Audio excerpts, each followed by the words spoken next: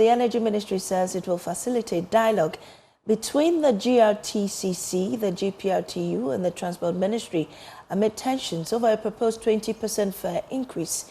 The GRTCC announced the hike, citing rising cost of operations, a new fuel levy, and poor roads. But the GPRTU, which was not consulted, has rejected it and urged members not to comply.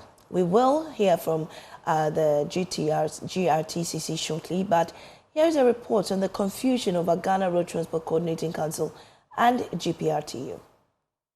Public transport fares are expected to go up by 20% this Friday. But the usual consensus behind such decision has broken down. The Ghana Road Transport Coordinating Council says the increment is necessary due to three main factors: rising spare parts prices, poor road conditions, and an 8% jump in fuel prices following the introduction of a 1 cedi per litre fuel levy. But this time, the announcement came without the endorsement of the Ghana Private Road Transport Union. The GPRTU says it was not consulted and is describing the move as a major departure from procedure. Stephen Amoa is the deputy PRO of the GPRTU. In fact, when we saw this communique, we were a bit surprised because we have no idea about this very increment. Our records will prove to us that this has never happened. That only GRTCC will come out with a communique for increasing transport fares. When we saw this communique, we were a bit surprised, for GRTCC coming up with this communique. The union is urging its members to hold off on implementing the new fares until further talks are held with the Transport Ministry and the GRTCC. By tomorrow, the leadership of GPRTU is meeting the Transport Ministry to talk about this, to find out from them whether the GRTCC consulted them or there has been an engagement between the GRTCC and the Transport Ministry. If not, then I believe the Transport Ministry has to call a meeting to invite the GRTCC. Then we talk about it before the Friday. Else, it's going to create a lot of confusion. Meanwhile, the GRTCC is not backing down. Officials say they feel betrayed by the GPRTU, accusing them of holding separate talks with the Transport Ministry over the fuel levy and failing to report back. Alhaji Tanko is the acting national chairman of the Ghana Road Transport Coordinating Council. And we are trying to meet the minister or something like that. We didn't get him to discuss.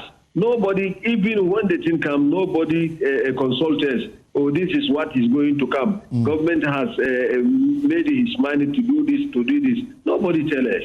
The council insists it represents a wider group of transport associations beyond the GPRTU and is pushing ahead with a fare hike, citing the urgent need to offset the rising cost of operation. The transport body is not for one man.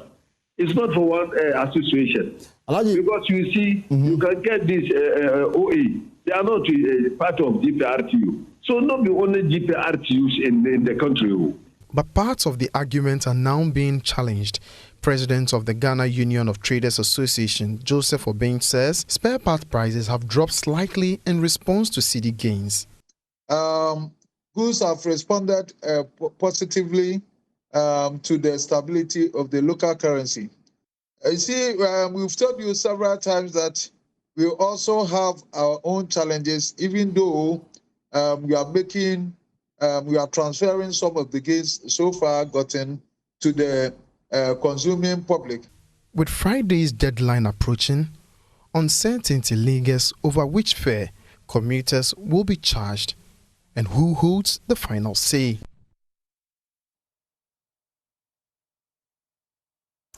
Well, let's now hear from Energy Ministry spokesperson Richmond Roxon, who says government is intervening. Like I said, if you take all the indicators obviously point to a positive side. And if there's anybody who should be crying for any price review, it should be the people of Ghana who should be complaining that looking at all the indicators, prices should rather come down. If you look at the example they gave, that one of the justifications is the 1 Ghana cedi increase. If you look at where we were in January, which we were buying for about 17 Ghana cedis per litre, and what we currently experience at a pump, which is an average of 12, 13. depending on where you buy from. There's a reduction of about 4 Ghana cedis. And if you're buying, assuming you're buying 70 liters of fuel in January, which was about 1,000, 3,004, as of now, you're doing about 900 Ghana cedis, even with the 1 cedi introduction. And that will be a saving of about 400 Ghana cedis. With this, how can there be a justification that the 1 cedi is the cost of an increase of not 1%, not 2%, not 5%, but 20%? That cannot be justifiable in any way. So as a ministry, we know we've heard from the Transport Ministry that they will be engaging the drivers' union just to get their thoughts on why exactly they're doing this. But because you've been mentioned in this statement as one of the reasons why they're going ahead with this increment, will you be playing a mediation role? What we'll do is that we'll engage as a ministry. The Honorable Minister George Dapo is currently in END. We've been in Tamale trying to resolve the NEDCO PRA and then the rest of Tamale issues.